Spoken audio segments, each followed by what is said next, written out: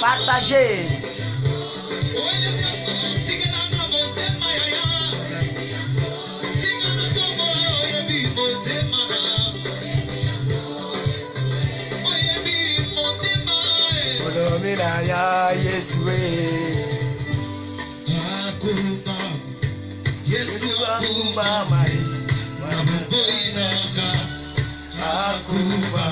Danse à la gloire de Dieu.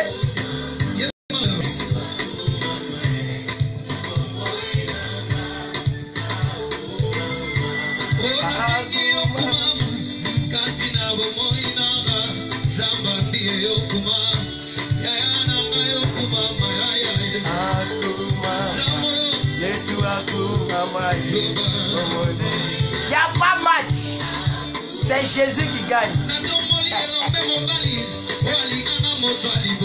Alléluia.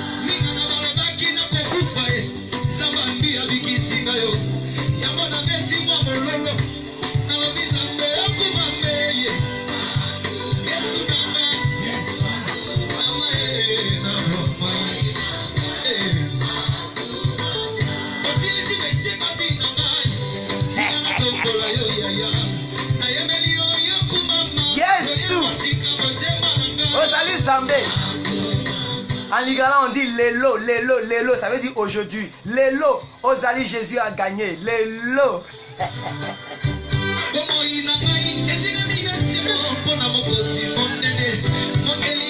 Lélo. Lélo.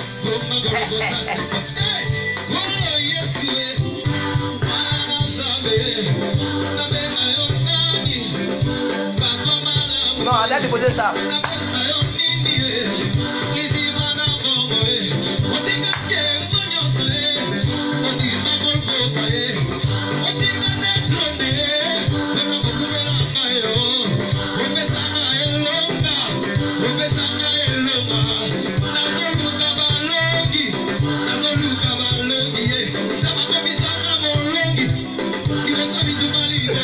Ah, lélo, lélo, lélo.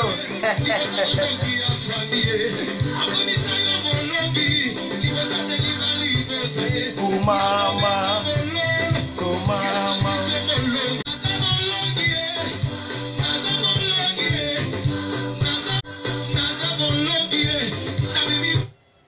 Voilà, donc on met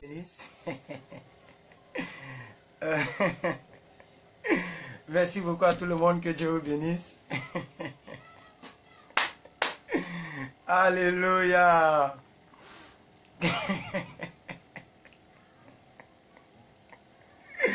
Alléluia.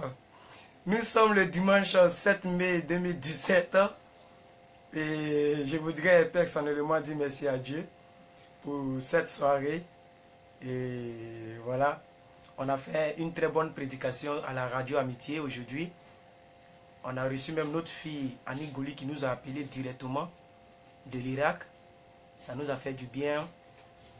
Aussi, il faut dire qu'on a eu pas mal de SMS. Les gens étaient très contents du thème. Et on a parlé sur le ciel s'ouvre sur ta vie aujourd'hui. J'ai mis déjà la première partie de l'émission sur ma chaîne YouTube en vidéo. Je vous suggère d'aller regarder. Vous tapez Plus que Vainqueur officiel et vous allez avoir accès à cette émission. Alors aujourd'hui, je vais traiter un message un peu plus particulier. Permettez-moi de brancher mon ventilateur.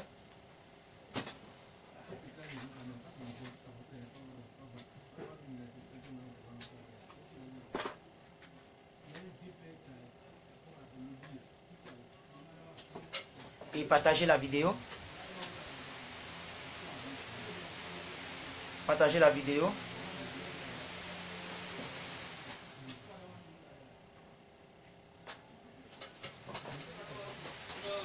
Partagez la vidéo. Seigneur, mon âme te bénit, mon âme t'exalte pour ce message. Bénis, Seigneur, les personnes qui vont écouter ce message. Donne-nous la force. Donne-nous ta joie, ta grâce. Inspire les paroles de ma bouche et les pensées de mon cœur. Viens nous parler, Seigneur. Au-delà de tout ce qui se passe dans le monde, Seigneur Dieu de gloire, c'est ta parole qui demeure. Et c'est elle qui sera toujours prêchée.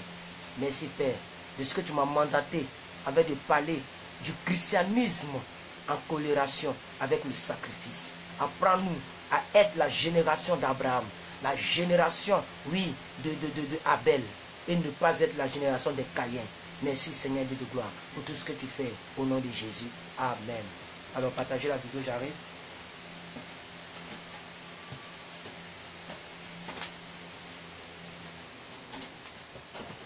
Je voudrais tout simplement vous dire merci.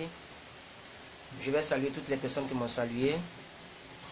J'ai beaucoup chanté, j'ai beaucoup dansé aujourd'hui. Bon, ça n'a rien à voir avec les élections. Hein.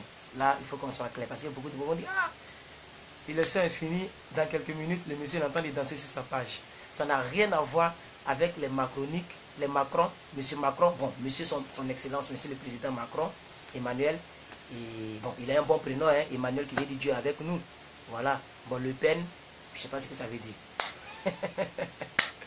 Mais de toute façon, la France c'est la France, le royaume de Dieu, c'est le royaume de Dieu.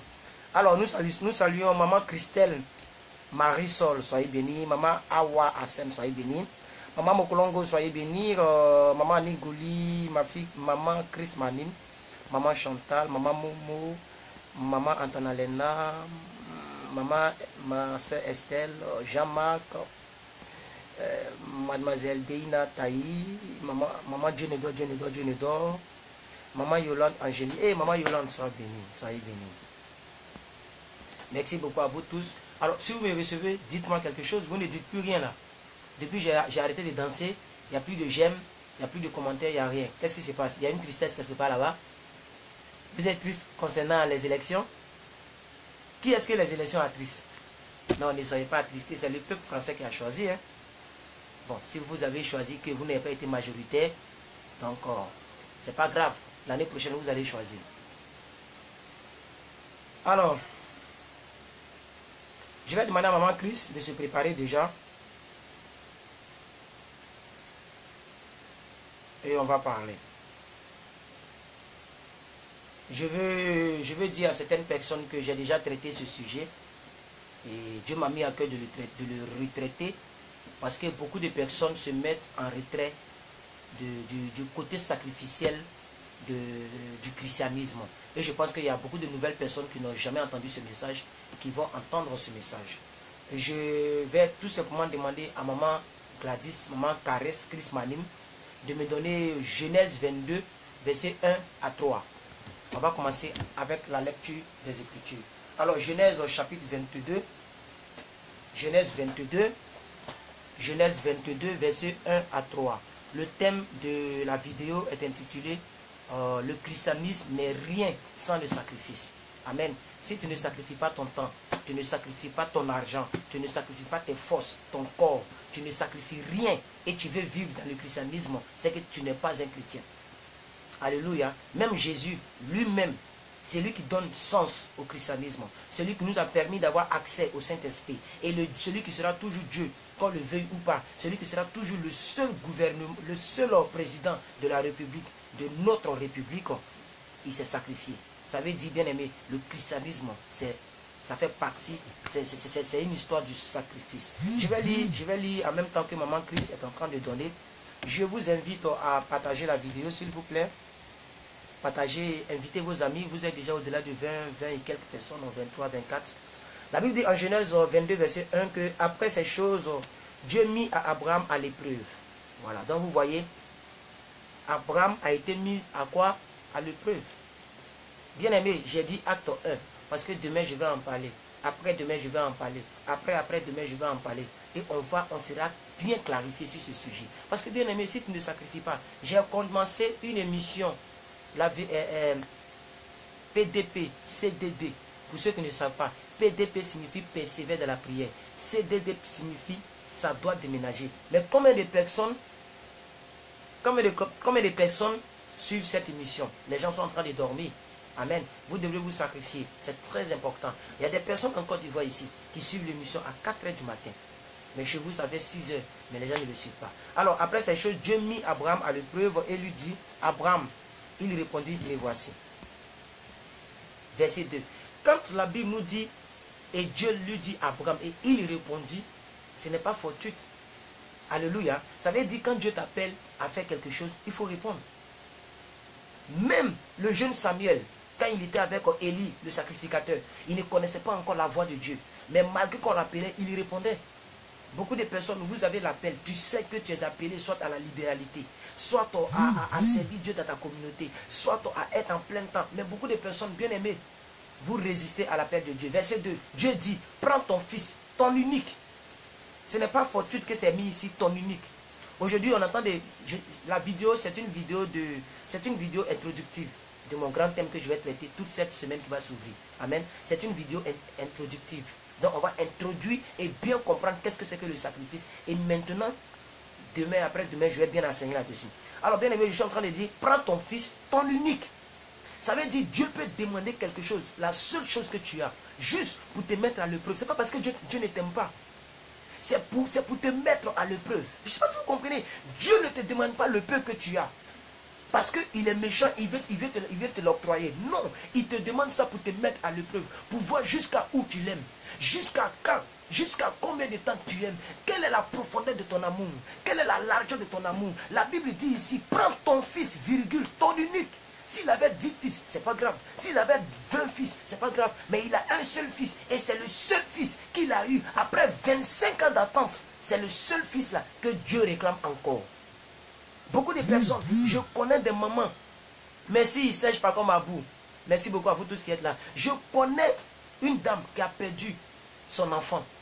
Sa seule fille, elle a jeté la Bible. Elle a jeté la Bible.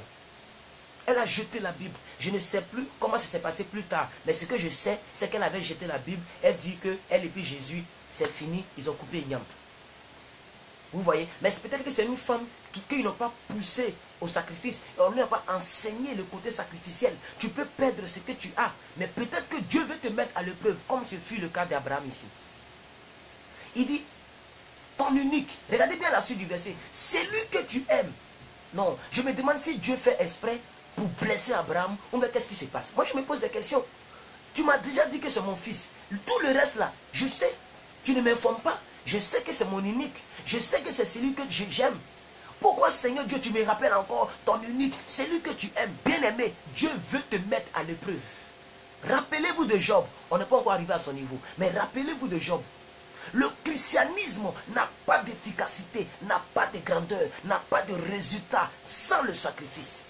Le christianisme n'est rien s'il n'est pas suivi d'un sacrifice. C'est pourquoi l'auteur principal de la Bible, celui dont on parle du Genèse à Apocalypse, celui qui donne le sens à la vie chrétienne, Jésus-Christ, lui-même, il s'est sacrifié. Il n'a pas sacrifié son petit frère.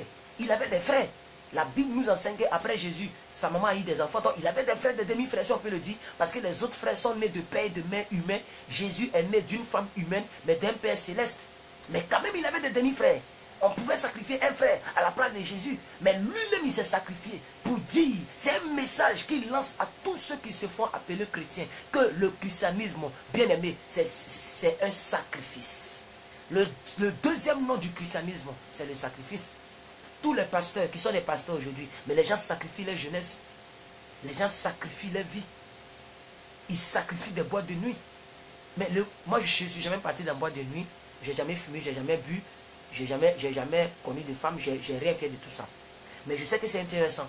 Parce que si les gens y vont, des intellectuels y vont, des gens y vont, c'est que, hormis le côté spirituel, hormis la sagesse de Dieu, c'est que humainement, c'est intéressant. Mais il y a des hommes de Dieu qui se privent de ça. Ils se privent de tout ça. Parce que c'est un sacrifice. Quel est le sacrifice que tu es sur le point de faire lorsque tu rentres dans le christianisme?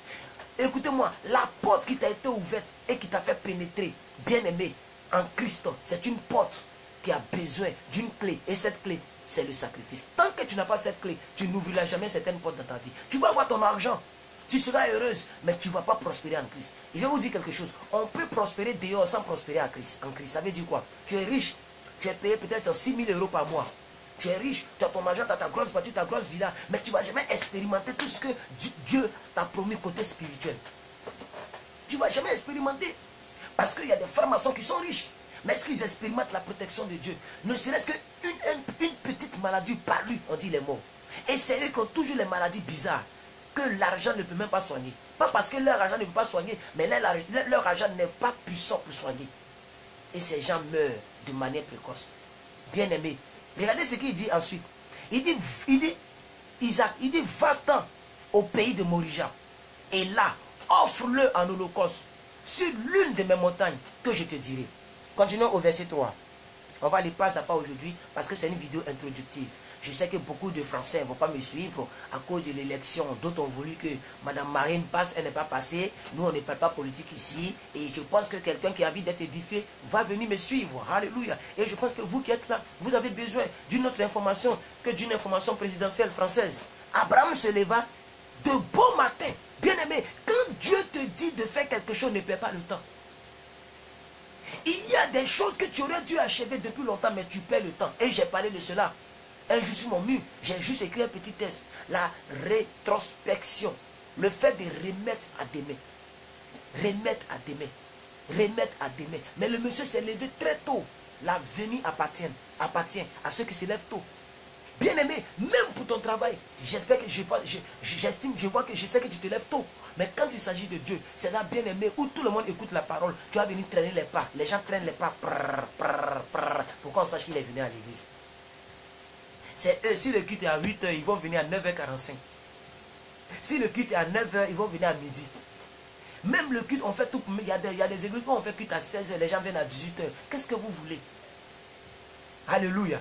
Ça, ce n'est pas quelqu'un qui... Le sacrifice, on dit le culte à 7 h, tu vas à 7 h. Du moins, tu vas très tôt, comme Abraham. Il s'est levé de bon matin. Parce que ce n'est pas le Saint-Esprit qui va t'attendre.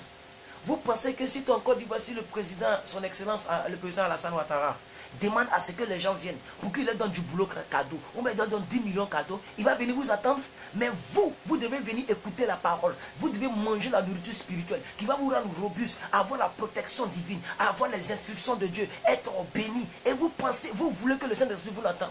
C'est le Saint-Esprit qui doit vous attendre. Beaucoup de personnes, vous mettez foutaise sur Dieu. Lorsque vous arrivez en restant à l'église, venir en restant à l'église, c'est un péché.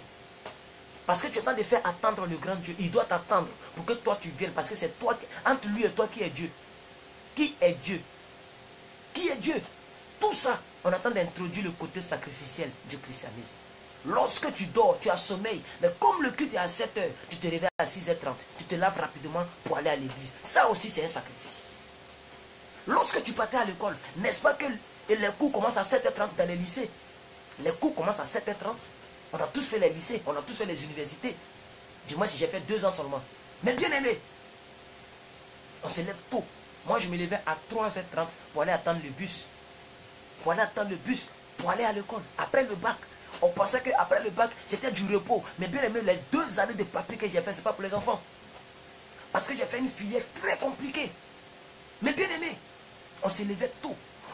De sorte qu'on ne pouvait même pas dormir. Ça veut dire que tu te lèves tôt, 3h, tu rentres à 22h30.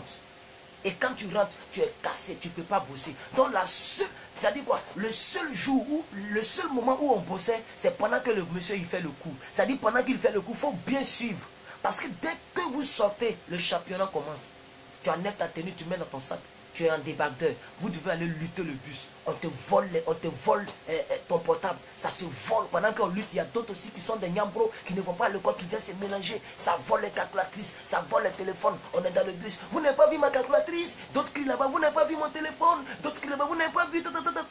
Pourquoi? C'est des sacrifices. Pourquoi? À cause d'un diplôme, un papier. À cause des petits papiers, ils vont dire tu es diplômé de BTS ou Bac plus 2. Tu attends de lutter le bus. Ça, c'est dans le monde. Mais en Christ, on n'est pas prêt. Or, sans sacrifice, le christianisme n'a pas de valeur.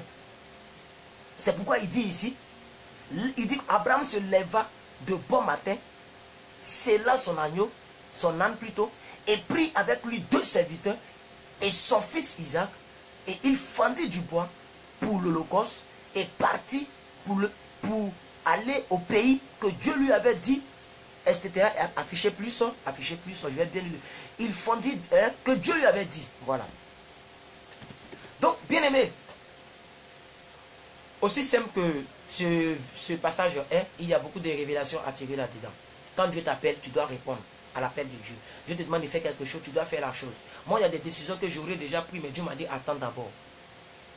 Où je suis, il y a des décisions qui sont en attente, que je dois prendre, qui vont de ma destinée. Mais si Dieu m'a dit d'attendre d'abord, je dois attendre. Même si mon attente va me coûter certaines choses, je préfère perdre certaines choses que de perdre ce que Dieu veut me dire. Parce que quand Dieu te dit, va dans le pays que je te montrerai, il sait pourquoi il te dit ça. Quand le prophète vient et il sait que tu n'as qu'un peu d'huile, un peu de farine, c'est ça que tu vas faire. Tu vas manger avec ton enfant et vous allez mourir. Et le prophète dit, donne-moi la farine et l'huile, moi je vais manger. Il sait pourquoi il dit ça. C'est le côté sacrificiel. C'est ce que j'aimerais que vous puissiez avoir. Donc bien aimé, le sacrifice, ce n'est pas seulement rendre gloire à Dieu. Le sacrifice, ce n'est pas, oh alléluia, le sacrifice n'est pas seulement l'argent. Ce n'est pas seulement le mariage. Ce n'est pas seulement les véhicules. Ce n'est pas seulement le costume. Le christianisme, bien aimé, c'est le sacrifice qu'on fait pour Christ. En venant à Jésus, on ne vient pas seulement pour obtenir quelque chose. On vient aussi pour sacrifier quelque chose. Tu ne viens pas seulement pour obtenir ton mariage. Tu viens pour sacrifier ton mariage. Pourquoi? Parce que Dieu a donné à Abraham Isaac. Et il dit encore qu'Abraham lui donne le même Isaac. C'est comme ça, Dieu demain va te donner ton travail. Il va te donner ton Isaac. Mais est-ce que tu es prêt pour laisser abandonner cet Isaac-là pour aller? Est-ce que tu es prêt pour tuer ce même Isaac qui t'a donné pour sa gloire? C'est là le côté sacrificiel vient. Il y a un homme qui a pêché toute la nuit, il n'a rien attrapé. Et Dieu lui dit, malgré que je sais que tu n'as rien attrapé, je sais que tu es fort en pêche, je sais que tu n'as rien attrapé, donne-moi ta barque d'abord, je vais prêcher. Ça c'est le premier pas du côté sacrificiel entre Jésus et Pierre. Ça c'était l'histoire entre Jésus et Pierre. Il a pris la barque de Pierre, la barque qui n'a rien attrapé là. Il a pris la barque de Pierre et j'ai pris la révélation, j'ai fait toute une prédication de 1 heure, plus de 1h40 là-dessus, intitulée « Est-ce que ton filet est propre ?» Le même filet qui n'a rien servi à Pierre, Pierre lavait le filet. C'est le côté sacrificiel. Moi je prends, c'est comme si j'achète ma tablette. Je vais faire quelque chose avec ma tablette. Et Dieu me dit, donne-moi ta tablette. Vous voyez? Et ce pourquoi je voulais faire avec la tablette, je n'ai pas pu faire. Mais il me demande ça pour faire autre chose. Alléluia. Qui ne résout pas ma situation. C'est ainsi. Pierre a pêché toute la nuit. Mais la barque n'a pas servi à Pierre pour attraper. Ni le filet. Mais Jésus dit, donne-moi ta barque pour que je puisse prêcher. C'est alors que Jésus a fini de prêcher que maintenant il revient pour dire jette le filet. Maintenant quand vous allez lire cette histoire très bien, la Bible dit que lorsqu'ils ont attrapé les poissons, Pierre a abandonné ces poissons-là pour suivre Jésus. Dans les prochains jours, on va voir le verset, on va bien décortiquer. Mais je suis en train de donner l'introduction. Le même Pierre, les mêmes poissons qu'il n'avait pas attrapé, il a laissé tomber, il a suivi Jésus. Le même Isaac que Dieu a donné, Dieu dit il faut laisser, va le tuer. Toi, quel est le sacrifice que tu as fait depuis que tu es chrétien? Il y a des gens qui font des sacrifices en alliance avec moi. Ça ne va même pas. Mais ils ont dit que, homme de Dieu, j'ai dit je vais le faire et je vais le faire. Il y a d'autres qui me regardent actuellement. Quel est ton sacrifice? Avec ton propre pasteur, avec tes frères et sœurs, avec ta propre famille. Être chrétien, c'est de s'occuper des autres. La Bible dit que Jésus prenait le soin de s'occuper de tous ceux qu'il croisait. Quand il croise un fou, il guérit le fou. Et hier, on en a parlé. On a dit que les pasteurs, ce n'est pas seulement pour prêcher l'argent, c'est aussi guérir les gens, ressusciter les gens. Allez-y regarder la vidéo d'hier, où j'ai dit, voici les choses qu'il faut dénoncer absolument. On en a parlé, mais toi, en tant que chrétien, Dieu compte sur toi pour apporter l'évangile. Dieu compte sur toi pour faire beaucoup de choses. Quel est ton sacrifice? Quel est ton sacrifice? Maintenant, il y a une autre chose que je voudrais dire. Abraham, pourquoi on l'appelle le père de la foi? Je vais vous dire quelque chose. Le christianisme n'est rien sans le sacrifice. Pourquoi on appelle Abraham le père de la foi? Bien-aimés frères et sœurs, on appelle Abraham le père de la foi. Pas parce qu'il avait la foi. Ça peut te choquer, mais c'est ça qui est la vérité. Ce n'est pas parce qu'il... Je n'ai pas dit qu'il n'a pas la foi, mais j'ai dit ce n'est pas parce qu'il avait la foi. Ce n'est pas parce que j'ai un costume que je suis président de la République de Côte d'Ivoire. Le président, son excellence Alassane Ouattara, porte aussi des costumes. Donc le costume ne fait pas de moi un président. La foi ne fait pas de quelqu'un le père de la foi. Mais quelle était la différence? Et d'ailleurs, je vais vous dire quelque chose. Abraham n'était pas la première personne à avoir la foi dans l'histoire de la Bible, dans l'histoire de l'humanité. Avant Abraham, il y a des gens qui avaient la foi. Exemple Abel. Exemple Noé. Noé avait la foi. Est-ce que la période de Noé et la période d'Abraham, c'est la même chose? Dieu a détruit d'abord Sodome et Gomorrhe avant qu'on n'ait pas d'Abraham. Dieu a envoyé d'abord le déluge. Noé a cru. Bien aimé, au temps de Noé, il n'avait pas encore plu. Ça veut dire que la pluie ne sortait pas du ciel. Si tu ne le sais pas, je te l'informe. Avant que la pluie ne sorte du ciel, ça n'existait pas. Mais Noé a cru que Dieu m'a dit dans un songe, dans une vision, que fais-moi le bateau, l'âge de l'alliance. Fais-moi le... Non, que c'est l'âge. C'est ça, non, H de Noé, oui, c'est l'âge. Fais-moi le bateau, parce que je vais faire pleuvoir la pluie du ciel. Tout le monde se moquait de Noé. On dit non, Noé, toi aussi. Depuis la terre existe, depuis le monde est monde, l'eau là, ça sort des rochers. Même notre père Moïse, il a frappé les rochers pour faire boire le peuple d'Israël. Même le pays de Jacob, c'est ça, nous tous on puise pour boire. L'eau là, ça sort du sol. À quel moment que ton Dieu t'a dit que l'eau sortira du ciel? Il a dit, en ce qui me concerne, je fais mon bateau, parce que bientôt, tout le monde sera englouti par l'eau qui va sortir pendant 40 jours, 40 nuits. Ça a été le cas. Donc il y a des gens qui ont eu la foi avant Abraham.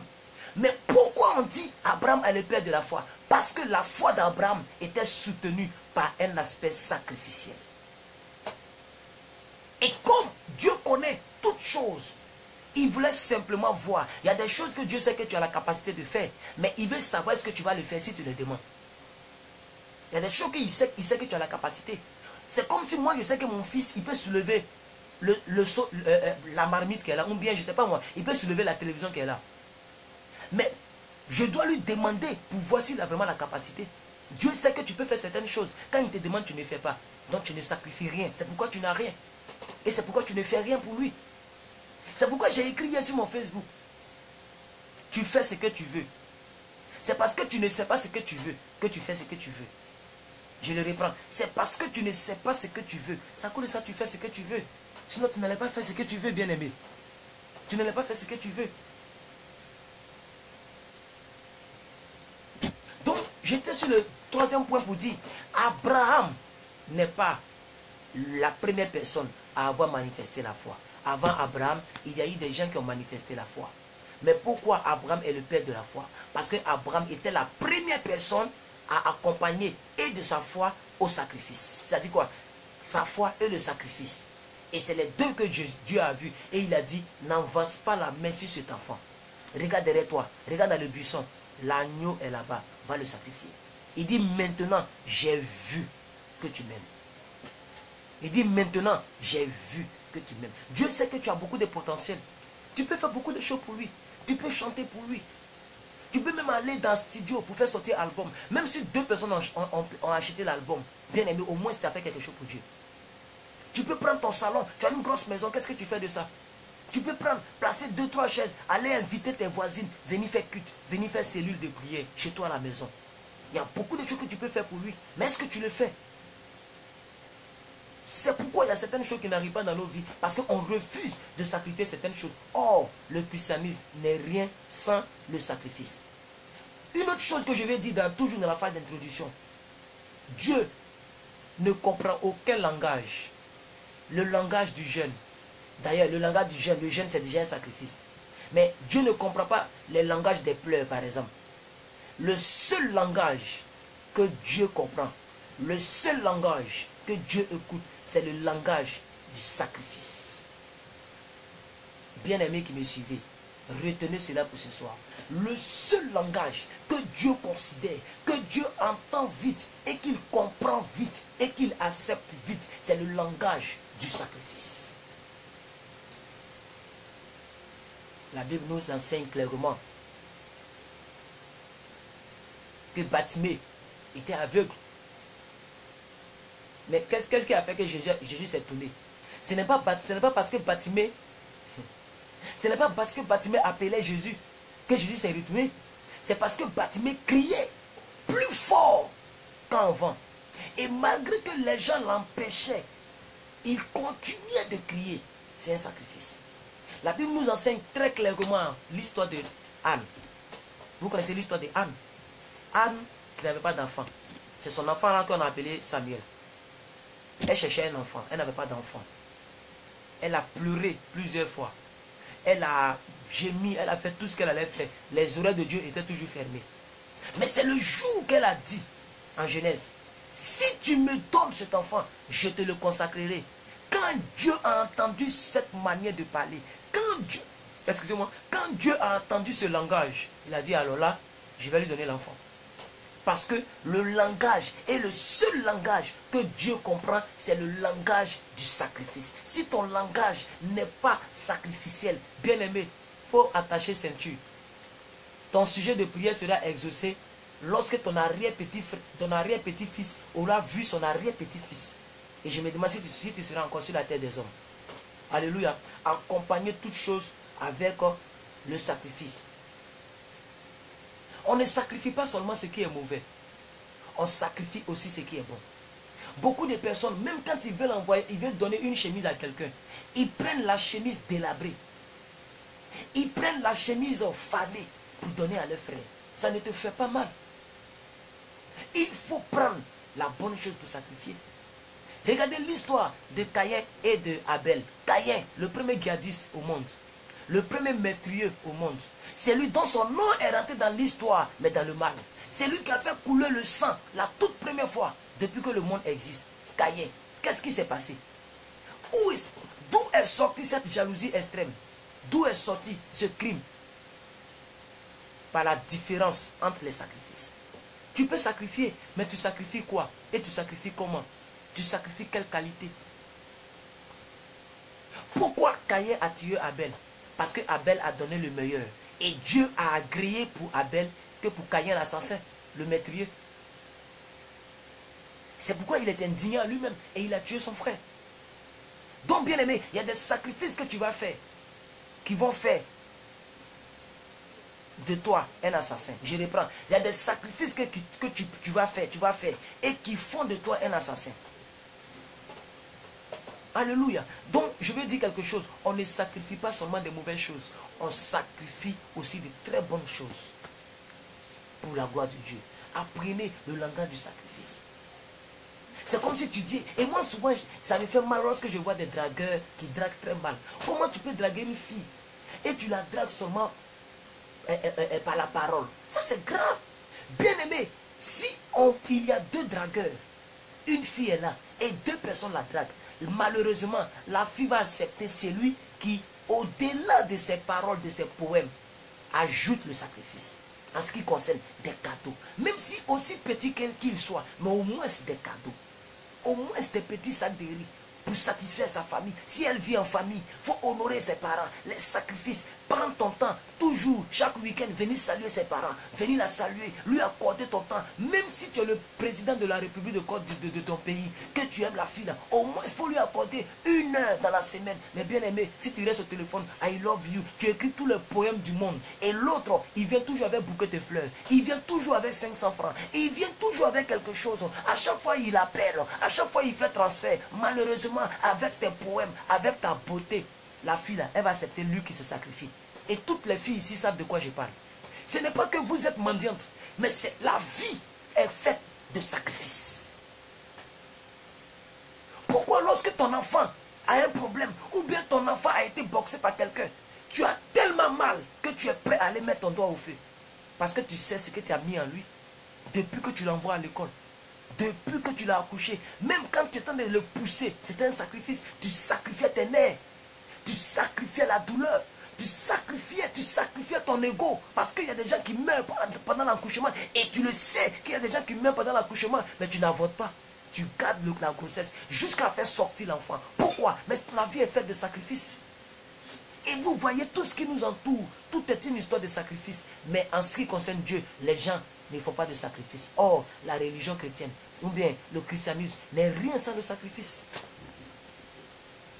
Donc l'anecdote que j'ai donnée entre les deux dragueurs qui draguent la fille, avec ta beauté, avec tes poèmes, la fille va accepter l'autre qui vient avec des bouquets de fleurs, qui vient avec une petite chaussure. Même si ce n'est pas cher, au moins celui il sacrifie ce qu'il a. L'amour ne se conjugue pas seulement au verbe aimer, l'amour se conjugue aussi au verbe donner. Et regardez bien Jean 3, 16. Maman Christ, donnez-moi Jean 3, chapitre 16. Je vais vous faire sortir la révélation la plus totale de ce que je viens de dire. L'amour ne se conjugue jamais au verbe parler. L'amour se conjugue toujours au verbe donner. Si tu n'aimes pas, tu ne donneras pas. Tu donnes parce que tu aimes. Si quelqu'un doit me donner quelque chose, c'est que la personne l'aime. Sinon, sur quel critère tu dois me donner quelque chose? Vous tous qui me regardez, sur quel critère il y a des gens ici, elles n'ont jamais pensé à dire que ah, le frère là, comment il paye l'internet? Ah, le frère là, comment il fait pour s'en sortir? Qu'est-ce qu'il fait comme travail? Ça, c'est pas leur problème. Elles viennent pour se défier et pour partir. C'est un bon contrat, il n'y a pas de problème. Mais il y a d'autres au moins qui prennent de mes nouvelles. Je ne dis pas pour mendier, je donne un exemple clair. Pourquoi? Parce que bien aimé, la clause de confidentialité ou bien le contrat qui nous lie, mais pour certains, c'est le Facebook, mais pour d'autres, elles vont au-delà de Facebook. C'est pourquoi, bien aimé, je ne peux pas aussi décrocher tout le monde parce que celle qui se sacrifie par rapport à moi, si elle m'appelle sur Imo et que toi tu m'appelles sur WhatsApp, malheureusement, je vais décrocher Imo. C'est pourquoi, merci Christ pour, Maman Christ pour le verset. La Bible dit quelque chose de très fondamental ici. Car Dieu a tant aimé le monde. L'amour est accompagné du verbe donner. On dit, Dieu a tant aimé le monde qu'il a donné son Fils unique. Je n'ai plus besoin de lire le reste. Donc il a aimé, il a donné. Toi tu aimes Jésus, qu'est-ce que tu donnes pour lui? Dans ta communauté, autour de toi, tes frères et sœurs, d'autres même qui viennent à l'église avec la même robe, tu te moques d'elle. Oh, Dieu t'a fait la grâce d'être payé par moi. Tu as quelque chose, tu as un bon salaire. Mais bien aimé, comment tu partages ton salaire? Est-ce que tu prends 10% pour aller donner à celui qui te prêche? Aller donner à ton mentor, à ton père spirituel, à ton pasteur, juste pour l'encourager, juste pour obéir à la parole? Combien de personnes qui volent Dieu au détriment de donner? Vous volez Dieu. Et lui-même, il a dit à Malachie, il a dit, Maman Christ, donnez Malachie 3. Il dit, vous me volez. Et d'autres disent, mais en quoi t'avons-nous volé? Il dit, mais par les dîmes et par les offrandes. Par les dîmes et par les offrandes. Donc quand tu ne te sacrifies pas, tu voles. Quand tu ne sacrifies pas en Christ, tu es un voleur, tu es une voleuse. Donc quand vous voyez le verset phare, le verset le plus lu au monde, le verset le plus connu au monde, le verset que même que les religieux connaissent, que les bouddhistes connaissent, que même les musulmans connaissent, Jean 3 verset 16. Dans le verset là, il y a un côté sacrificiel. Dieu a tant aimé, c'est pourquoi il a donné son fils, l'unique. Et même unique là est ressorti avec Abraham. Le même unique là, c'est ressorti avec Abraham. C'était pour dire, depuis Abraham, le christianisme était une histoire de donner son unique. Quand on dit unique, je ne vous dis pas que par exemple, tu n'as qu'un seul téléphone, tu donnes ton téléphone et toi tu n'es plus connecté. Ce n'est pas de ça que je vous parle. Ça va plus loin. Ça veut dire la chose qui te coûte cher. Même si, ça veut dire ce que tu dois donner, ça doit te coûter cher, c'est tout. Ici on parle d'unique, mais toi, quand même, tu as un seul téléphone. Il ne faut pas donner ton téléphone pour être comme un clochard. Si tu es payé par exemple à 1000 $, tu apprends tous tes 1000 $ pour aller donner à l'église parce que tu es fou. C'est pas de ça qu'on parle. Mais on veut dire, quand tu veux donner quelque chose, il ne faut pas donner ce qui est boiteux. Il faut donner ce qui est bon. C'est ce que Abel a fait. Et Dieu a aimé l'offrande d'Abel. Et Dieu n'a pas aimé l'offrande de Caïn. Et Caïn a été assassin. Parce qu'il n'a pas donné l'unique. Donc voici la révélation qui se cache dans l'unique. Donc retenez encore ceci. L'amour se conjugue au verbe donner. Ça veut dire quand tu dis amour, il faut donner. Maintenant, donner. Donner quoi? Tu peux donner ton temps. Ça dépend maintenant de ton niveau social. Donner ton temps. Donner ta considération à la personne. Prendre de ses nouvelles. Tout ça, c'est ça qu'on appelle le sacrifice. Donc, retenez encore ceci, je reviens là-dessus. Dieu n'entend aucune prière sans sacrifice. Le langage de Dieu, c'est le langage du sacrifice. Alléluia. Alléluia.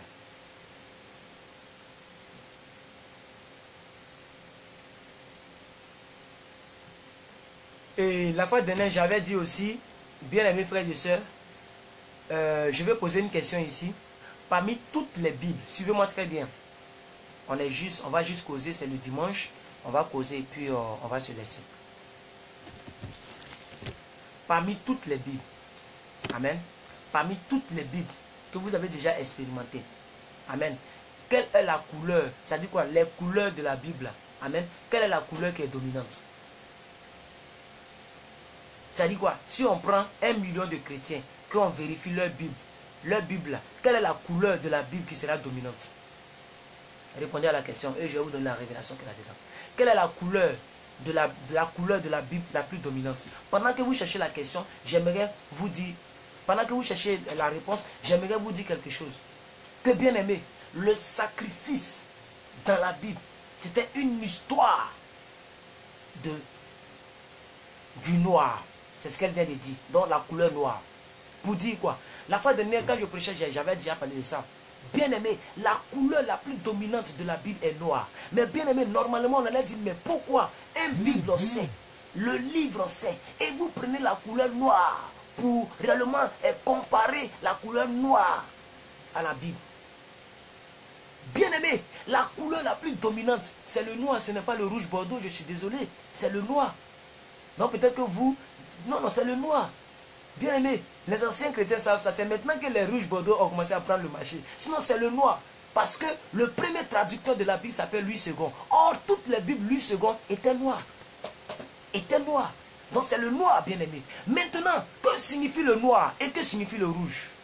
Le rouge, quelle est la signification du rouge? Et le noir fait allusion au deuil. Deuil, ça veut dire quoi? On a perdu quelque chose. Le rouge fait allusion au sang, au danger. Quand vous voyez les panneaux, vous qui conduisez vos véhicules, là, les panneaux là sont dominés par quelle couleur? La couleur rouge. Danger. Interdit de tourner à droite. C'est rond, c'est rouge. On dit on met rond, on met rouge, on met blanc dedans. Ça veut dire interdit de stationner. On met rouge, on met 70. Ça veut dire limiter votre vitesse à 70 km/h, etc. Le rouge représente le danger, le sang versé. Le noir représente le deuil, la tristesse. Bien aimé, il n'existe aucun livre d'horreur plus que la Bible. Ça n'existe pas. Un livre qui est écrit blanc sur noir, non, noir sur blanc, et dans lequel il y a plus de tueries que la Bible, ça n'existe pas. La Bible est un livre rempli de meurtriers, rempli de tueries, rempli de sacrifices, rempli d'abandon, rempli de tristesse, rempli de sang versé. C'est un livre rempli de batailles, de guerres. Les guerres n'ont pas commencé maintenant. Les djihadistes ont commencé depuis la Bible. Et les vrais, le premier djihadiste s'appelle Caïn. C'est-à-dire, lui, il est rentré dans l'histoire par le djihadisme. Lui, il est rentré dans l'histoire par les tueries. Donc, l'histoire de la méchanceté humaine commence avec la tuerie. Et si je vais vous citer ça, c'est trop. Rappelez-vous, même Dieu lui-même, il a envoyé l'ange de la mort en Égypte. Lisez bien vos Bibles. juste pour sauver son peuple, il était obligé, le Dieu d'amour dont on a toujours parlé, le Dieu de paix, le Dieu de grâce, le Dieu de miséricorde, il envoie un ange de la mort pour exterminer tous les nouveaux-nés dont leurs portes là, ils n'ont pas mis le sang. Donc Dieu lui-même, c'est un tueur. Ah oui, Dieu tue, mais il ne tue pas ses enfants. Mais quand même, il a tué. Et Dieu donne la force aux gens de tuer. Exemple, David. David a tué Goliath, coupé sa tête. Et tous les généraux de Dieu ont sacrifié leur propre vie. Et Dieu les a laissés faire. Vous pensez que Dieu, parce qu'il ne pouvait pas interdire cela, Dieu ne pouvait pas faire disparaître Étienne. Étienne qu'ils ont lapidé jusqu'à il est mort. Il est mort. Les lapidations qu'on voit partout en Afrique, où on lapide un voleur jusqu'il meurt, ça a commencé dans l'église primitive. Ça a commencé après l'église primitive. Ça a commencé dans la Bible. Étienne, ils l'ont lapidé jusqu'à ce qu'il meure. Lisez vos Bibles. Le grand apôtre Paul, ils l'ont pendu en envers. Les pieds en haut, la tête en bas. Décapité Pierre de l'autre côté. Décapité le monsieur. Ils sont tous morts de manière bizarre. Même Jean, on le met dans l'huile, on les grille comme galette, il ne meurt pas. Ils l'ont mis sur une île qu'on appelle l'île de Patmos. Ça, ce sont des chrétiens, les premiers chrétiens, l'église primitive. Regardez comment ils sont tous morts. C'est un livre d'horreur. La Bible, le christianisme est un appel au sacrifice. Le christianisme n'est rien sans le sacrifice. Si tu n'as rien sacrifié depuis que tu es chrétien, c'est que tu n'es pas encore chrétien. Parce que Dieu lui-même, il a pris son temps à sacrifier. Si je vous cite, il y en a de trop, il y a trop. Même David, l'homme selon le cœur de Dieu, il a tué. Moi en tout cas je n'ai jamais tué. Et peut-être que toi tu n'as jamais tué. Mais Dieu n'a jamais dit que tu es l'homme selon son cœur. Hein? Oh non, en ce qui me concerne, je suis serviteur de Dieu. Mais je n'ai pas encore entendu la même parole que Dieu a dite concernant David. L'homme selon son cœur. Moi je ne sais pas si c'est ce que Dieu pense de moi. Là je ne sais pas. Je sais que je fais l'effort d'éviter certaines choses. Je fais l'effort d'éviter certaines choses. Je ne suis pas parfait. Mais au moins, je ne vole pas, je ne mens pas, je ne tue pas, etc. etc. On peut avoir des petites failles. Et tu peux t'énerver. Et tu peux t'emporter. Comme hier, on s'est un peu emporté en dénonçant les choses. Mais bien aimé, quand on voit que ça a été de trop, on dit Seigneur, je suis un homme. Bien aimé, papa, mon Dieu, cher Père, pardonne-moi. Et ça passe. Mais je suis pas un meurtrier. Et toi, tu n'as jamais tué quelqu'un. Mais est-ce que Dieu t'a dit que tu es l'homme selon son cœur? Est-ce que quand tu regardes ta vie là, tu es parfait? Tu es parfaite? Quand tu regardes ta vie là, tu es parfaite? Non. Mais c'est lui que Dieu a appelé l'homme selon son cœur. Il a tué une fois dans sa vie. Il est sorti avec la femme et il a tué son mari. Comme si ça ne suffisait pas. Donc bien aimé, Dieu qualifie ses enfants par le sacrifice que nous faisons pour lui. Moi je connais des gens qui sont, j'ai connu, nous notre pianiste, c'est un corps habillé, notre pianiste c'est un corps habillé, mais il n'était pas corps habillé lorsqu'il était pianiste. Donc ce n'est pas parce qu'aujourd'hui il est gradé dans l'armée qu'il va laisser tomber son poste. Non, Habakkuk n'a pas dit ça. Habakkuk dit, je suis à mon poste. C'est ça le sacrifice. Il est de garde, il est obligé de manigancer pour venir au culte. Même le culte du soir, il est là. Il est là. Jusqu'à aujourd'hui, tapez sur Google, Khalil Tiapo, C-Y, C-A-L-Y-L-E, Khalil Tiapo, T-I-A-P-O. Je suis ami avec lui. C'est un corps habillé.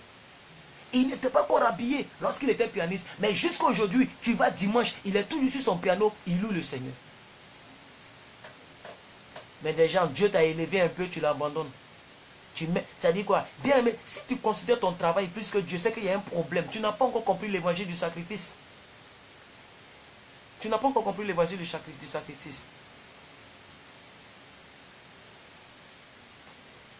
Lorsque Dieu veut élever quelqu'un, depuis Genèse jusqu'à l'Apocalypse, lorsque Dieu veut élever quelqu'un, il doit briser la personne.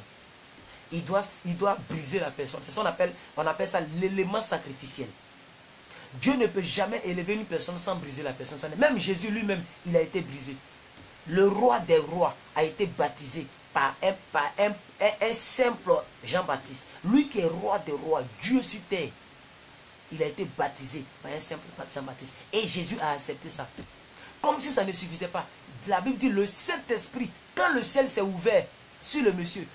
C'est le même Saint-Esprit qui a parlé pour lui dire, une voix s'est fait entendre du vient des cieux. Et la Bible dit que celui-ci est mon fils bien-aimé en qui j'ai mis toute mon affection. Comme si ça ne suffisait pas, Dieu, le Saint-Esprit l'a conduit dans le désert. 40 jours, 40 nuits pour continuer le brisement.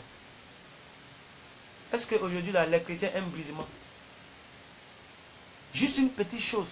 Tu peux te fâcher jusqu'à parler mal à ton père spirituel. La personne qui te prêchait, que tu acclamais, tu peux parler mal à la personne. Mais bien aimé, où est le brisement? Où est le brisement, bien aimé, frères et sœurs? Où est le brisement? C'est pourquoi la Bible dit, depuis au temps de Jean-Baptiste, le royaume de Dieu est forcé. Quand on force quelque chose, on sacrifie. C'est un sacrifice. On dit le royaume de Dieu est forcé. Ça veut dire qu'il y a certaines choses où tu dois forcer.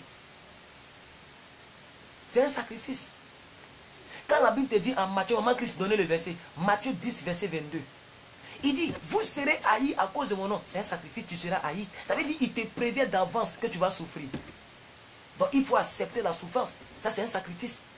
Si tu n'acceptes pas qu'on se moque de toi, qu'on puisse te haïr à cause de Jésus, mais bien aimé, tu n'es pas chrétien. Tu n'es pas chrétien. Vous serez haïs à cause de mon nom dans le monde. Mais celui qui persévère jusqu'à la fin sera sauvé. Et le verset, je l'ai cité plus de 400 fois, si on veut dire. Ça dépasse même 400-500 fois. Mais je vais toujours le citer. Parce que c'est le centre de la vie chrétienne. C'est pourquoi le même Dieu a dit, le même Jésus a dit, que celui qui veut me suivre, mais qu'il prenne sa croix, qu'il se charge de sa croix, qu'il me suive. Nous regardons tous les mises en scène, les films de Jésus. Mais la croix, là, bien aimé, c'est lourd. Elle est lourde. La croix, bien aimé. La croix, ça ne fait pas rire. Ça fait souffrir. Mais il dit, si tu veux le suivre, là, il faut te charger de cette croix-là. C'est aussi l'appel au sacrifice. Et c'est cette croix qui va faire de toi une personne qui est ressuscitée et les choses anciennes sont passées. Tant que tu n'es pas sujet à la croix, tant que tu n'es pas, oh alléluia, tant que tu n'as pas encore expérimenté l'œuvre de la croix, tu n'arriveras jamais à l'œuvre de la résurrection. C'est pourquoi, bien aimé, jusqu'à présent là, tu as toujours gros cœur, tu parles toujours mal, tu insultes toujours les gens, tu critiques toujours, tu forniques toujours, parce que tu n'es pas passé par l'œuvre de la croix. Tu n'es pas passé par l'œuvre du brisement. Le brisement, c'est que la personne que tu pouvais dire, la personne te fait mal et que tu fermes ta bouche. Tu ne parles pas. La Bible dit en Proverbe 18 que la bouche de celui qui parle trop ne manque pas de péché. Les lèvres d'une personne qui parle beaucoup, qui répond à tout moment, tu ne manques pas de péché. Donc le brisement commence lorsque là où tu devrais parler, là où lorsqu'on te avant, quand on te touchait, tu dis voilà, c'est ce que j'attendais. Arrivé à certains moments. Quand ça arrive, tu ne fais plus rien. C'est là le brisement commence. Et c'est ce qu'on appelle le sacrifice. Ton cœur te fait mal, mais tu fermes les yeux dessus.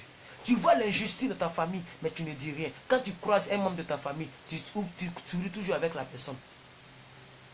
La personne qui a pris l'héritage de ton papa, tu le vois, tu n'as rien contre lui. Tu laisses tomber. Jésus a dit, voici comment vous devez prier. Lorsque vous priez, dites, notre Père qui es aux cieux, que ton nom soit sanctifié, que ton règne vienne, que ta volonté soit faite sur la terre comme au ciel. Pardonne-nous, la Bible dit, pardonne-nous nos offenses, comme nous pardonnons aussi à ceux qui nous ont offensés. Bien aimé, voici le squelette de la prière. Mais tu demandes pardon, est-ce que tu pardonnes?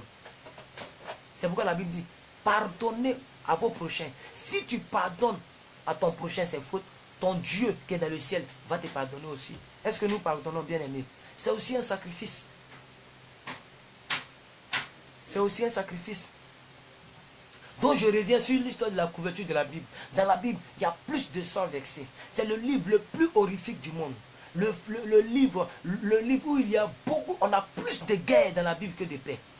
On a plus de personnes séparées que de personnes unies.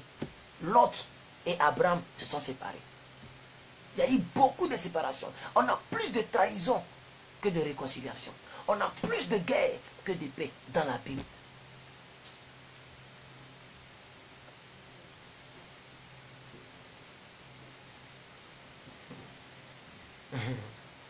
Alléluia. Je voudrais vous dire, ça fait combien de temps que nous sommes là? 54 minutes. On va finir avec l'introduction aujourd'hui. Maman Christ, donnez-moi Hébreux 9, verset 13. Hébreux 9, verset 13. Hébreux 9, verset 13. Je vais vous donner, pendant que Maman Christ me donne ça, je vais vous donner la définition même du mot sacrifice. Sacrifice vient de deux mots hébreux, deux mots grecs. Hein? Ça vient de deux mots grecs. J'ai déjà mis ça sur mon YouTube, mon Facebook. On a le mot zebach, Z-E-B-A-C-H. C'est un mot grec. Le mot sacrifice est traduit par deux mots grecs. Le premier mot, c'est le zebach. Zebach qui veut dire tuer, égorger. Alléluia. Tuer, égorger, saigner dans le but d'arrêter une malédiction, d'arrêter un fléau. Ça, c'est la première définition du mot sacrifice. Ça veut dire qu'il faut tuer quelque chose, il faut égorger quelque chose, il faut faire saigner quelque chose dans le but de stopper une malédiction. Il y a une certaine malédiction qui est sur ta vie depuis des générations. Bien aimé, cette malédiction doit partir au travers du sacrifice que tu dois faire. C'est pourquoi, vous voyez, Satan, il aime copier. C'est cela que les marabouts ont copié. C'est ce que les marabouts ont copié. C'est pourquoi lorsqu'ils doivent faire quelque chose, tu dois sacrifier soit un poulet bleu, blanc, rouge, un poulet orange, blanc, vert. Tu dois aller chercher. Moi, j'ai entendu des choses très graves. Où on peut demander d'aller chercher, excusez-moi pour le terme, les spermes d'un vieux de 60 ans. Où tu vas enlever ça? On dit aux jeunes filles, va chercher ça. Elle doit extraire ça. Comment elle va extraire? Elle doit faire tout un sacrifice pour aller extraire, afin de venir donner à son marabout. Mais il y a des gens qui le font. Pour avoir la popularité, on dit il faut qu'on pèse ta tête. Tu dois avoir la plaie sur ta tête. Donc tu vas toujours porter chapeau. On dit non, c'est son style, mais sa tête est pourrie. Il y a d'autres, on dit ton anus doit être pourri. Il y a des choses bizarres, excusez-moi pour le thème, mais il y a des choses que nous voyons sous la toile. Mais bien aimé, les gens cherchent leur destinée par le sacrifice. Mais le chrétien aussi ne veut pas chercher leur destinée par le sacrifice. Or, sans le sacrifice, bien aimé, on ne peut pas y arriver. Lisons les Écritures ici. La Bible dit, car si le sang des taureaux et des boucs et le cendre d'une vache répandue sur eux qui sont souillés sanctifie et procure la pureté de la chair. Maman Christ, donnez le verset 14. Donnez le verset 14, s'il vous plaît. Donc ici, retenez que c'est le sang des boucs et des agneaux qui sanctifiait la pureté de la chair. Qui procurait la pureté de la chair. C'est le sang. Et vous vous souvenez, avant, c'est ce que nos parents faisaient. Lorsque tu veux que Dieu te pardonne, tu dois sacrifier. Même le pardon a besoin d'un sacrifice. C'est pour ne plus tuer les bœufs, pour ne plus tuer les cabris, pour ne plus tuer les moutons, que l'agneau a été immolé une bonne fois pour toutes. Sinon, au temps ancien, à chaque fois que tu veux demander pardon à Dieu, il faut sacrifier. C'est ça le christianisme. Le christianisme n'est rien sans le sacrifice. Chaque pardon, miséricorde a besoin d'un sacrifice. C'est pourquoi Christ est mort une bonne fois pour toutes, pour ne pas qu'on égorge tous les poulets et tous les moutons du monde.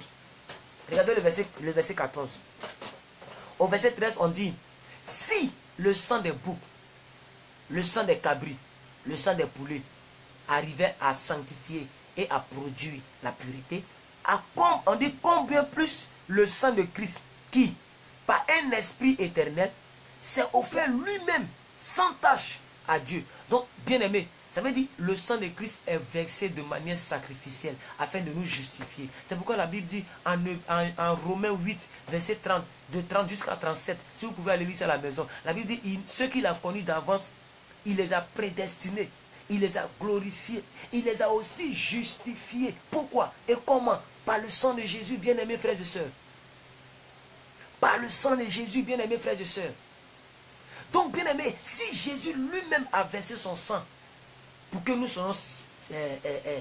soyons libérés et que nous puissions avoir un testament sacrificiel à présenter à Dieu, à plus forte raison, toi, tu refuses de sacrifier. Ce qui est arrivé au bois frais, ça doit arriver naturellement au bois sec. Si le feu peut consumer le bois frais, mais c'est que le bois sec, ça sera forcé. Mais toi qui es le bois sec, tu refuses d'être consumé. Or, le bois frais a été consumé. Merci maman Antananela pour d'avoir bien spécifié. Donc c'est zebach. C'est pas Pâques, c'est Bach. Z-E-B-A-C-H. Zebach. Voilà. Et j'ai donné zebach, je vais donner la deuxième définition. La deuxième définition, nous avons aussi ce qu'on appelle mincha. Mincha. M-I-N-C-H. M-I-N-C-H. Mincha. M-I-N-C-H. Qui veut dire aussi tuer, égorger, saigner dans le but d'arrêter maintenant cette fois-ci cette fois-ci dans le but d'attirer une faveur, une bénédiction, une grâce. Je reprends, on a Zebach, Z-E-B-A-C-H, qui veut dire tuer, égorger, faire saigner, dans le but de stopper une malédiction qui va de manière héréditaire, amen, de génération en génération. Pour stopper cette malédiction-là, tu dois sacrifier. Le mot sacrifice aussi veut dire aussi mincha, M-I-N-C-H. Hein? C'est ça, non? M-I-N-C-H-A-H. Voilà, c'est ça. M-I-N-C-H-A-H. Mincha. Mincha qui veut dire tuer, égorger, faire saigner, dans le but d'attirer la faveur de Dieu. Et c'est ce que Salomon a fait. Salomon n'a pas tué le bœuf dans le but de demander pardon. La Bible dit quoi? Il a tué, Seigneur Jésus, 6000 bœufs, si je ne me trompe pas, 12 000 cabris, 12 000 moutons. Imaginez, 6000 bœufs, le sang d'un bœuf peut remplir ta chambre. Un seul bœuf, si on prend le sang d'un bœuf, ça peut remplir ta chambre à coucher. La terre, je veux dire à terre quoi, ça peut remplir à terre. Imagine 1000 bœufs le même jour et 12 000 moutons le même jour. La Bible dit quoi? Que le sang coulait comme le fleuve. Pourquoi? Juste pour demander une oration à Dieu. Pour attirer la faveur de Dieu. Pour attirer les regards de Dieu. Parce que je vous ai dit à l'entame de cette vidéo qu'il y a un seul langage que Dieu comprend. C'est le langage du sacrifice. Et comme Salomon est devenu roi, il voulait demander à Dieu comment je dois faire pour gouverner ce peuple. Il a tué. La Bible dit la même nuit, Dieu s'est révélé à lui. Il dit, mon petit, tu m'as trop touché. Qu'est-ce que tu veux? Le monsieur dit, je veux la sagesse. Il dit, non, ton sacrifice là, ça dépasse la sagesse. Donc, en plus de la sagesse, je te donne la longévité, je te donne l'argent, je te donne la gloire. On parlera de toi jusqu'à la fin des temps. Et jusqu'à aujourd'hui, on parle de Salomon. Parce que sa sagesse dépassait tous les mages, tous les devins, toutes les régions, tous les royaumes, tous ceux qui ont gouverné avant lui, après lui. Personne n'a été sage comme Salomon. Regardez l'histoire entre les deux prostituées. Une prostituée s'est couchée sur l'autre prostituée. Son enfant est mort. Elle a volé l'enfant de l'autre. Regardez comment il a tranché. Regardez comment il a tranché. La sagesse de Salomon dépassait tout le monde. Pourquoi? D'où est venue cette sagesse? Le sacrifice. Or avant, la richesse d'avant ne se calculait pas au jet privé. La richesse d'avant ne se calculait pas au compte bancaire. Il n'y avait pas à faire de compte bancaire. Il n'y a pas BB, il n'y a pas BCC, il n'y a pas EcoBank, il n'y a pas tout ça. La richesse d'avant se calculait au nombre de bœufs et de moutons que tu avais. C'est pourquoi, bien aimé, Abraham et Lot, leurs serviteurs faisaient par l'âme. Parce que tellement qu'ils étaient riches, ça veut dire tellement ils avaient des serviteurs, des bœufs, ils faisaient par là, il n'y avait plus de place. C'est pourquoi ils se sont séparés. Et l'autre est parti à Sodome et Gomorrhe et Abraham est resté. Donc ça veut dire, il a mis toute sa richesse en péril juste pour attirer la faveur de Dieu. Donc le sacrifice, le langage que Dieu attend pour t'accorder sa faveur, c'est le sacrifice. Depuis que 2017 a commencé, qu'est-ce que tu as sacrifié pour Dieu? Qu'est-ce que tu as sacrifié? Qu'est-ce que tu as sacrifié? On est au 5e mois. Le mois prochain, la moitié de l'année est terminée. Qu'est-ce que tu as sacrifié pour ta propre destinée? Qu'est-ce que tu as donné? Qu'est-ce que tu as relâché? Qu'est-ce que tu as fait saigner? Qu'est-ce que tu as tué? Alléluia. Donc, bien aimés frères et sœurs, c'est très important d'avoir une vie sacrificielle. De couper son sommeil pour prier. Beaucoup de personnes sont devenues, je ne sais pas si c'est avares dans la prière ou je ne sais pas. Mais bien aimé, même pour ta propre vie chrétienne, tu n'es pas prêt pour sacrifier ton sommeil. Regarde, tu as quel âge? Tu as 40 ans, tu as 50 ans, tu as 30 ans, tu as 20 ans, même si tu as 2 ans. Depuis 2 ans, tu ne fais que dormir. Est-ce que ta vie a changé? Depuis 35 ans, tu dors. Est-ce que ta vie a changé?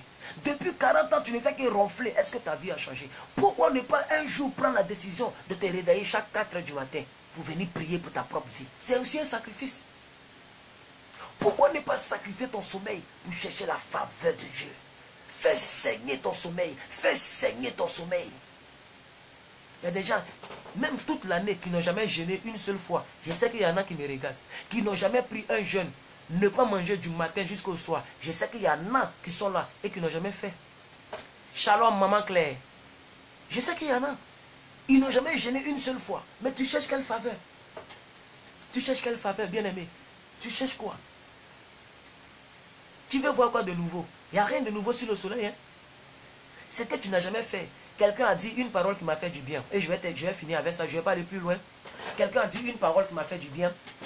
Dans toute mon expérience ministérielle, la personne a dit, et c'est le révérend Raoul Wafo. Je vais le citer parce que c'est un mentor. C'est un grand frère, c'est un doyen pour moi. Le révérend Raoul Wafo a dit quelque chose. Si tu n'as jamais eu quelque chose, si tu n'as jamais eu une chose, il dit le fait que tu n'as jamais, il dit la chose que tu n'as jamais eu, c'est dit quoi? Alors, comment je vais dire ça? Si tu n'as jamais eu quelque chose, c'est parce que tu n'as jamais fait quelque chose. Tu ne peux pas avoir quelque chose que tu n'as jamais fait. Tu ne peux pas avoir le baccalauréat si tu n'as pas fait la classe de terminale. Tu ne peux pas avoir des sacrifices, non, des récompenses avec Dieu, si tu ne sacrifies rien pour lui. Parce que lui-même, il s'est sacrifié pour venir mourir à la croix. Qu'est-ce que tu lui donnes en retour? J'ai dit une fameuse phrase que je n'ai jamais oubliée. Jésus est mort pour toi, pour que tu puisses vivre pour lui. Est-ce que ta vie, c'est à la gloire de Dieu?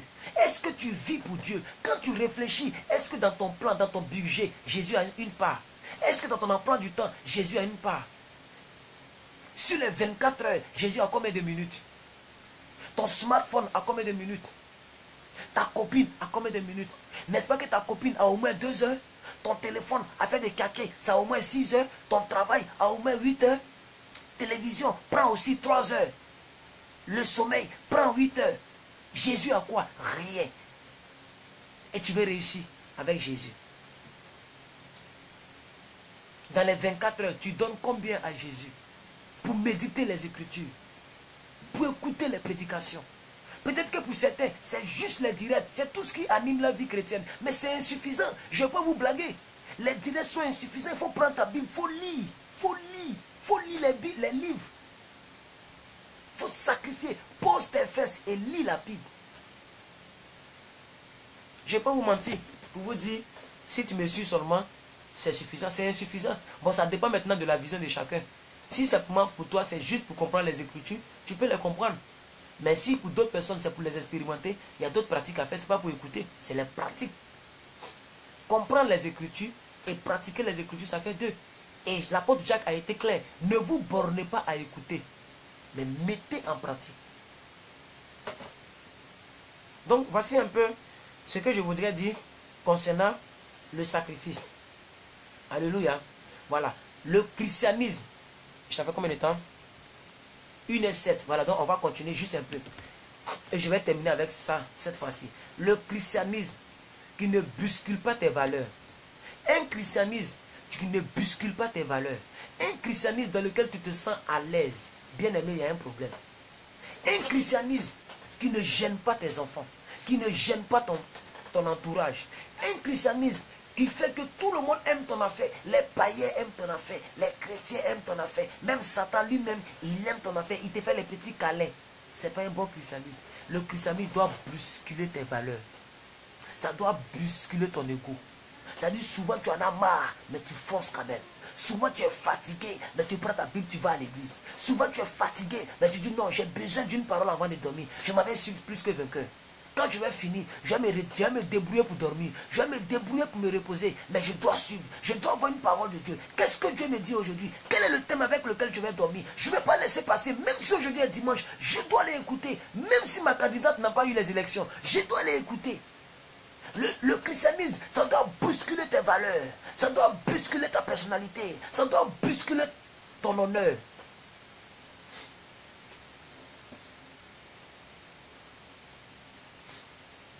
Ça doit toucher quelque chose en toi. Tu dois sentir une odeur. Tu dois sentir une douleur. À cause de ta religion, à cause de ta foi. Est-ce que nous le faisons? Le boutiquier, les Mauritaniens en Côte d'Ivoire, quand il est l'heure de la prière, même si tu es venu acheter toute sa boutique, soit tu attends, soit tu t'en vas. Il ne va jamais te regarder. Et quand les gens prient, souvent ils font les chapelets, ils ont les yeux ouverts. Ils te voient, mais ils sacrifient son jeton. C'est à cause de son argent, il est quitté là-bas, en Mauritanie, pour venir faire boutique. Mais il te prouve que son Dieu est plus important que l'argent. Il compte ses chapelets. Il te regarde. Tu as le billet en main. Tu veux acheter son ingrédient. Mais il ne laisse pas la prière. Parce qu'il est 15 heures, il doit prier. Mais nous les chrétiens, chrétiens, d'autres même, ils sont en train de prier, jeûner, prier. Et en même temps, il y a smartphone ici, il y a tablette ici, il y a télévision ici. Tu penses que tu jeûnes comme ça? Tu es sûr que tu jeûnes? Aucun sacrifice. En pleine prière, il y a des gens qui décrochent le téléphone. En pleine intercession, on dit non, vendredi, on intercède, le téléphone sonne, elle prend. Et il y a d'autres, moi j'ai connu déjà, mais ça m'a scandalisé. Ça dit quoi? Pendant que moi je prêche à la cellule, le gars il décroche, sous mon nez, il décroche et puis il communique. Et c'était mon second qui allait lui dire, non, ne fais plus jamais ce que tu as fait. Moi j'ai rien dit, c'est l'autre qui s'est plaint vers lui. Le sacrifice, c'est lorsque tu vas à l'église et puis tu éteins ton téléphone. Peu importe le businessman qui va t'appeler, il doit savoir que toi tu es un chrétien et que le dimanche de 7h à 9h ou de 8h à 10h, tu es injoignable. Peu importe celui qui va t'appeler, il n'a qu'à t'appeler après l'heure. Ou bien du moins, il n'a pas besoin de toi. Même si c'est toi qui as besoin de lui, c'est ça qu'on appelle sacrifice. Tu sacrifies ce qu'il peut te dire. Le sacrifice, c'est lorsque tu vas à l'église, même s'il y a Wi-Fi là-bas, quelqu'un t'écrit, tu ne réponds pas. Mais quelqu'un qui cause avec moi, il y a d'autres, moi je cause avec eux. Et on a fait au moins 15 minutes de causerie, instantané. Tu es où? Je suis au culte. Quoi? Éteins ton téléphone. D'accord, homme de Dieu, je vais éteindre. Quoi? Tu es au culte et tu parles avec moi d'un sujet qui n'a rien à voir avec le christianisme. Tu es au culte et on parle des élections, mais toi tu es au culte. Tu es au culte. Mais on attend de causer de Marine Le Pen, et non, Madame Marine Le Pen et le président Macron. Mais tu es au culte. Aujourd'hui, il y a une dame qui m'a fait ça. Imaginez le niveau de considération faible qu'on accorde à Dieu. On est connecté sur Wi-Fi en plein culte. On cause en plein culte. On parle de Marine Le Pen en plein culte. En plein culte, tu parles de Marine Le Pen et tu es au culte. Vous pensez que c'est dans l'église où vous partez comme église. Église où tu dois avoir peur. Peur de Dieu, pas peur du pasteur, peur de Dieu. C'est Dieu qu'on doit avoir peur. On doit craindre Dieu. Qu'est-ce que Dieu pense de ma situation, de mon comportement? C'est ça le sacrifice. Le sacrifice, même ton mari t'écrit et puis tu ne réponds pas. Il t'appelle, ça sonne. Tu coupes et tu éteins. Même s'il est le plus mauvais, quand tu vas arriver à la maison, tu vas parler avec lui. S'il veut, il a qu'à te frapper. En ce qui le concerne, tu n'as pas frustré ton Dieu. Tu as sacrifié ton corps. S'il t'a giflé, c'est que tu as sacrifié sa joue pour préserver les intérêts du royaume. C'est ça le christianisme. Il faut que ça reste bien dans vos noukouris, dans vos oreilles. Allez-y, dormez avec ça. Ne dormez pas avec les résultats présidentiels français. Dormez avec le sacrifice.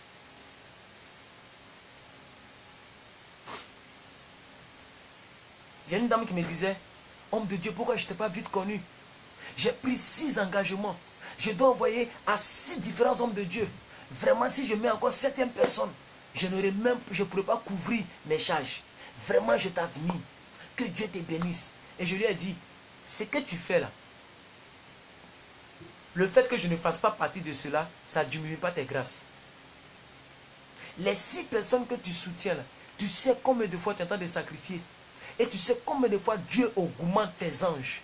Combien de fois Dieu écrit à chaque fois que tu fais les transactions.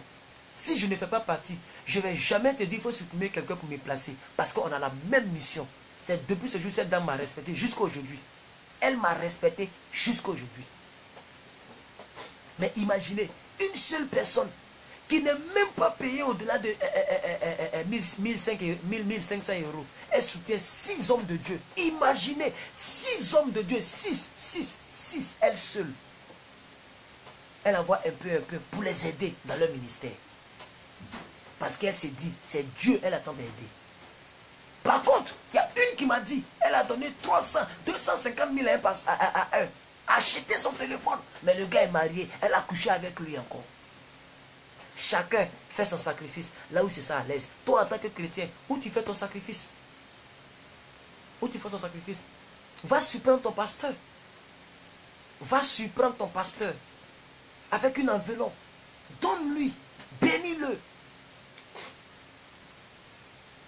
Ta soeur qui attend de souffrir dans l'église. Toujours c'est la même robe qu'elle porte. Va bénir ta soeur. Va bénir ta soeur. Le frère en Christ qui vient toujours avec les mêmes paires de baskets. Les mêmes paires de baskets qui sentent et qui c'est fatigué. Prends et donne-lui. Cette année-là, j'ai donné un habit à 2 personnes. C'est-à-dire, mes habits là, il est divisé en 4. Parce que j'avais divisé en 2 pour donner à un jeune. Après, avril passé là, avril-mai, début avril, fin mars, début avril, j'ai divisé en 2 encore.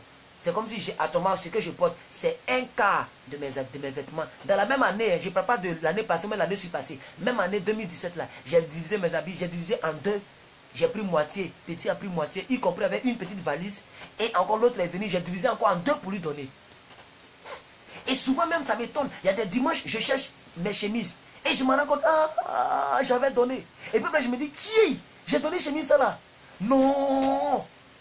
Et moi-même je suis là et puis je ris. Ça veut dire, ça me touche. Le sacrifice doit toucher. Je cherche la chemise. Il dit non, André, je n'ai pas donné ça. Non, mais c'est que j'ai trop donné. Hein. J'ai donné ma chemise là encore. Non, ma chérie du shérif. Je cherche, je ne trouve pas. Et dimanche prochain, je le vois, il a apporté ça. Et je remis la tête. Je dis, Seigneur, merci. Parce que ce que tu donnes, ça doit saigner, ça doit te toucher. Il y a des choses que tu donnes, ton cœur est là-bas. Ce n'est pas que tu as donné avec un mauvais cœur, mais ça touche. C'est des choses de valeur. Pourquoi est-ce que Jésus a appelé la prostituée ma fille? Celle qui a donné le parfum. On dit le parfum avait une valeur. C'est-à-dire l'argent là. On pouvait prendre pour payer un fonctionnaire au temps de Jésus pendant 1 an. Tellement c'était un parfum très cher. Mais elle a pris ça. Elle a cassé au pied de Jésus. Elle a pris ses cheveux pour essuyer ses pieds. Toi tu le fais? Tu le fais pour ton pasteur? Tu prends le parfum cher pour aller donner à ton pasteur? Tu achètes un costume comme ça là pour aller donner à ton pasteur? Ça c'est quelqu'un qui m'a donné. Quelque chose de cher pour donner. Est-ce que tu l'as déjà fait? Jamais. Jamais. Jamais. Il faut le faire, il faut t'entraîner. C'est pourquoi lorsque Jésus est ressuscité, ce n'est pas Pierre qui a vu Jésus pour la première fois. Ni l'apôtre Paul, ni l'apôtre Jacques, ni Thomas. Thomas même là, mais c'est grave. La personne qui a vu Jésus après sa résurrection pour la première fois, c'était la même prostituée là. C'était la même prostituée, Marie de Magdala. C'était la même prostituée qui a vu Jésus pour la toute première fois. Lisez vos Écritures. Pourquoi? Parce qu'il a touché le cœur de Jésus. Jusqu'à dans sa résurrection, il a apparu à la prostituée. Et c'est à la prostituée ils ont dit, va dire aux autres que je suis ressuscité. La meilleure collaboration avec Dieu, c'est les sacrifices. Que Dieu vous bénisse avec cette petite exhortation que je vous ai donnée. Je pense que ça vous a fait du bien. Demain, on va continuer très en profondeur et je vais vous donner les choses qu'il faut sacrifier. Amen. Je vais vous donner les différentes choses. Et parmi les choses là, tu vas sélectionner et tu vas t'entraîner. Et tu vas voir les résultats de ce que ça va produire. Amen. Comme il est déjà 19h33, ce qui veut dire il est 22h chez vous. C'est ça, non? 19, 20, 21. Donc 21h33 chez vous. Je vais vous laisser parce que demain, beaucoup vont reprendre les études, les études pour certains et le travail pour certains. D'autres personnes se sont désabonnées déjà. Je vois qu'il y a beaucoup qui sont déjà partis. Alors moi, en ce qui me concerne, je suis très content pour toutes les personnes qui ont suivi jusqu'à cette pareille minute. Je vais m'arrêter là parce que la vidéo a été un peu plus longue. Ça fait 1h18. On va prendre les 2 minutes pour se dire au revoir. Maman Zoko. Ah, maman. Oh, maman, soyez bénie. Merci beaucoup, maman. Maman Julienne, soyez bénie. Maman Claire, soyez bénie. Maman Lorraine, soyez bénie. Alors, voici un peu ce que je voudrais vous dire. Et vraiment que Dieu vous bénisse. Voilà, donc maman Julienne me dit qu'il est 21h33. Oui, c'est ça. Il est 19h33 ici. Alors, je vous dis au revoir. Je vous dis au revoir. Ah, on m'annonce que demain est férié. Ah, demain est férié. Voilà, donc demain on sera ensemble. Donc à 4h du matin alors. À 4h du matin, on est ensemble. Et vous tous qui pouvez aller sur YouTube, allez-y sur ma chaîne YouTube. J'ai mis la vidéo de l'émission de ce matin. J'ai mis la première partie Allez-y, regardez aussi, ça peut vous édifier sur YouTube. Et vraiment que Dieu vous bénisse. Voilà, donc maman Chantal me dit que c'est férié. Mais est-ce que c'est là-bas, mais c'est partout? On dirait que c'est là-bas, non? C'est là-bas, à cause des élections, là. Annie Gouli, sois bénie aussi. Maman Rose, sois bénie aussi. Maman Mireille Bayeto, soyez bénie aussi. Ah, le 8 mai, la guerre mondiale. Ah, d'accord, on a oublié tout ça là-haut. D'accord, donc c'est partout. Maman Elia, merci pour la précision. On me dit le 8 mai, c'est férié par rapport à la guerre mondiale. D'accord. Maman Prissi Douceur, sois bénie aussi. Sois bénie. Merci, merci. Je t'ai béni aussi. Maman Lorraine, soyez bénie. Maman Grâce, soyez bénie. Maman Antanalena, merci beaucoup à toi aussi. Soyez bénie. Bye bye. Au revoir. Au revoir. Au revoir. Maman Manuela, soyez bénie en France. Mais je ne comprends plus. Hein. On me dit en France, on me dit la guerre mondiale. Bon, je ne comprends plus. Maman Prissi Douceur, elle dit oui, c'est férié. D'accord, soyez bénis. Merci à vous. Merci. Merci. J'ai été très content de vous avoir entretenu. Merci beaucoup. Bonne nuit à vous. Bon appétit à certaines personnes. Bonne digestion pour les élections. Digérez bien les élections. Voilà. Moi, je ne dis pas que c'est M. Macron que j'aurais voulu. Moi, je n'ai rien dit. Soyez bénis. Maman Christ, sois bénie aussi. À demain, à 4 h du matin. N'oubliez pas, c'est à 6 h du matin, on se voit. Amen. Merci.